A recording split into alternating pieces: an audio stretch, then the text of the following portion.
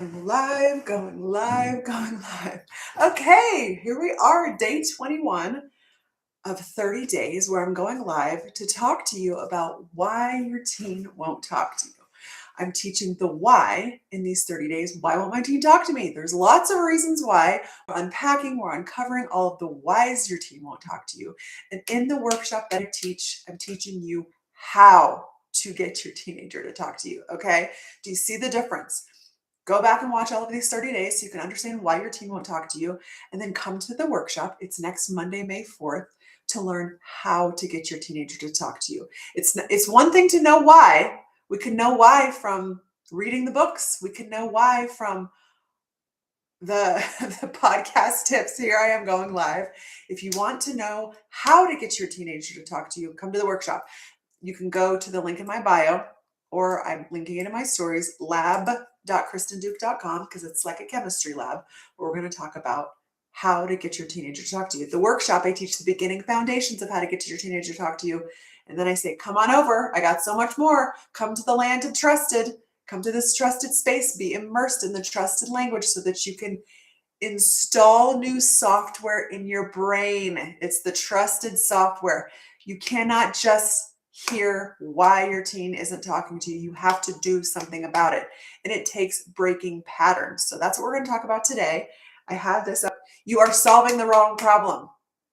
And I actually shared a reel this morning talking about my 5 horror stories. Did you see my 5 horror movies? My 5 horror movies.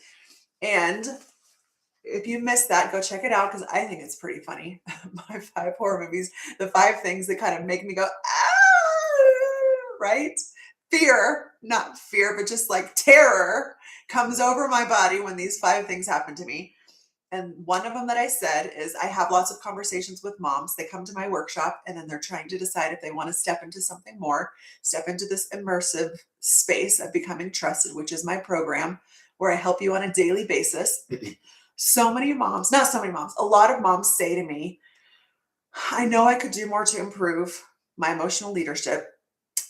I think I'm just going to put my teen into therapy. Because that seems like a good idea. Because a lot of moms say, no, my teen's the problem. They're disrespectful. They're mean. They're causing problems. I recognize I have room for growth, but they're really the problem. And listen, I get it. I get it when you come from this painful place of my teen's the problem. I'm doing so many great things. Listen, I know. I work with very intentional moms who are already doing great things.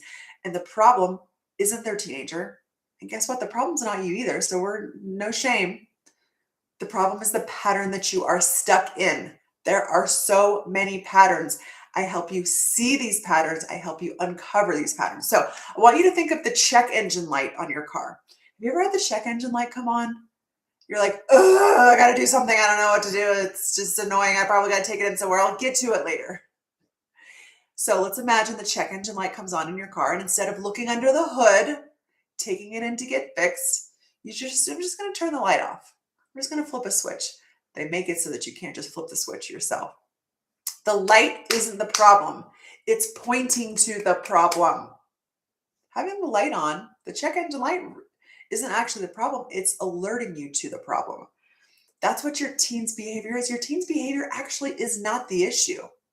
It's a signal. We're taking these signals and doing something with it. So I want you to think of that. Most moms are trying to fix the attitude, the disrespect, the shutdown, the isolation in their room, trying to get them to talk to you without learning how to become trusted so that they will want to talk to you. They're 2 different skills. I teach a lot of say this, not that. I've got a free guide for say this, not that. It's beneficial when you are trusted, when you have this emotional leadership, when you recognize and control your reactions. And reactions isn't just yelling. Reactions is fixing and telling them they're disrespectful, and your own attitude that teaches them to have the attitude. It is the pattern that you're stuck in. Do you want to break the pattern, or do you want to just keep staying stuck in the pattern? How much of them spending time in their room is normal after school every day? Great question that I don't have a specific answer for.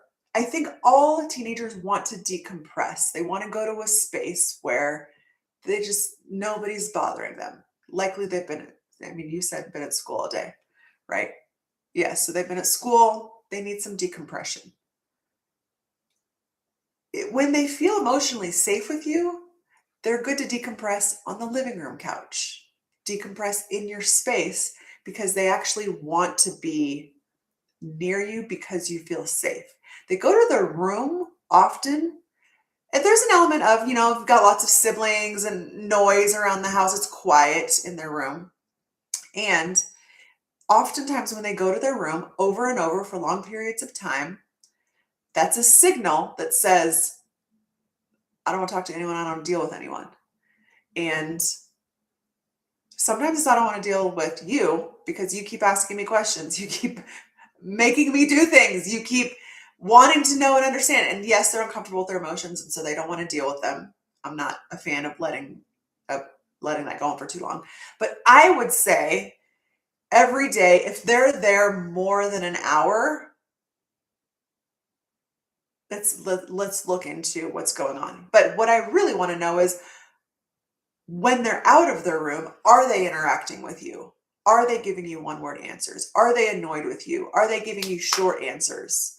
This is the pattern that I really want to know, because there could be a number of reasons why they're hanging out, isolating in their room. But what I want to know is how are they interacting with you? Because if they're interacting with you in a way that you feel pretty good about, that's great. That means you have leverage to talk to them and say, hey, I'd love to chat with you about hanging out in your room. You don't want to make the room the bad guy. You want to say, hey, I'd love to chat with you.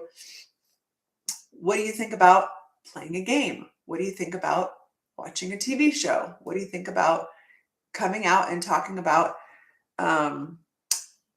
let's talk about going for a bike ride. Let's talk about, hey, I'd love to see you shooting more hoops. I'd love to see you playing the piano. I know you love these things, right?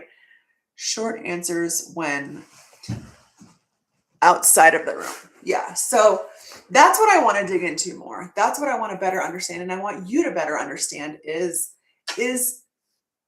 there more that you could be doing to draw them out of the room? Is there a reason why they're hiding in their room? Because if when they come out, they're giving these short answers, that likely tells me that there's a pattern that they are stuck in your communication, that they don't feel emotionally safe to talk more openly. Maybe they've shared some openness in the past and they've felt judged by it, felt controlled by it, felt pressured by it. So note to self, I'm going to close off and give short answers. That's my guess without hearing more. And when you come to the workshop, I have you fill out a survey that answers a few different questions so that I can address those more specifically in the workshop. So send me a message, check the link in my bio, lab.kristenduke.com. That is the workshop where I teach more deeply this thinking of attitude, disrespect, shutdown. Those are all outputs as we think about this light situation. What is it like to be in a relationship? This is the real lever that they're constantly assessing. How emotionally safe am I to talk to my mom about XYZ? Because that determines if they open up, that determines if they push back, if they hide, if they give you short answers, or if they come to you. That is the overarching question that's running in the back of their mind that they couldn't tell you. When you say something like, why won't you talk to me? What's wrong with you? Maybe they'll say, I feel like you judge me, or I feel like you're always telling me what to do. That might be at the forefront of their mind, but at the back of their mind that's sitting there dormant that they don't have the words to articulate is, I don't feel emotionally safe to be myself, to talk openly, to say these things. And so this is what we work on. That is the pattern that that a lot of mother teenagers are stuck in. And there's a parent teenager thing too, but I work specifically with moms. This is the space that I've chosen. So slowly feel this. Is your teen's behavior, if your teen's behavior is the signal, just like the check engine light, what might it be pointing to? What is it like for your teen to come to you with something hard? If they're not coming to you with something hard, part of it is they feel uncomfortable and they don't want to deal with the hard. And the other part of it is, do I feel like my mom is a safe place to talk to about this? And listen, there's no shame. I'm not here to shame you into saying you're not a safe place, you need to do something about it. I'm here to say, if you're seeing this signal, just like the check engine light, if you're seeing this pattern over and over, there is something you can do about it. There is a way. I've got a special formula, a roadmap for you to walk step by step to teach your teenager to become the safe place and help them to see that you are a safe place so that they will want to come talk to you and open up to you and share these things with you. You're not solving the wrong problem because you're doing it wrong. You're solving the wrong problem because no one showed you where to look. I'm here to show you where to look. You don't have to wander around blindly anymore. I've created a bridge. You're on this mainland here right now in this place with your teenager where you're like, I want to get them out of the room. I'd like to learn how to get them to talk to me, to trust me, to open up to me. This is the place where you want to be, this island of your dreams where you see other parents doing it. You see that there are teenagers who are talking to your parents. I'm here to help you build a bridge from this place to this place. From where you are now, we're going to build a bridge brick by brick over to this island. Come on over. You got to take the first step. I can't drag you through this internet live, Instagram again, this live to this place. You have to be willing to take the first step. And the first step is attending the workshop that I teach. lab.kristenduke.com. This is how we shift the dynamic between you, because when the relationship feels safe, your teen will show up differently. Behavior is what you see. The relationship, the pattern is what's driving it. You may be stuck in a pattern, as many moms are. I was stuck in a pattern too. I share that story about how I was stuck in a pattern at the workshop that I teach and how I can help pull you out of it. You got to take that first step. Come to the workshop next Monday, May 4th. See you there. All right. Oh, lame. Lame-o Ben Demo.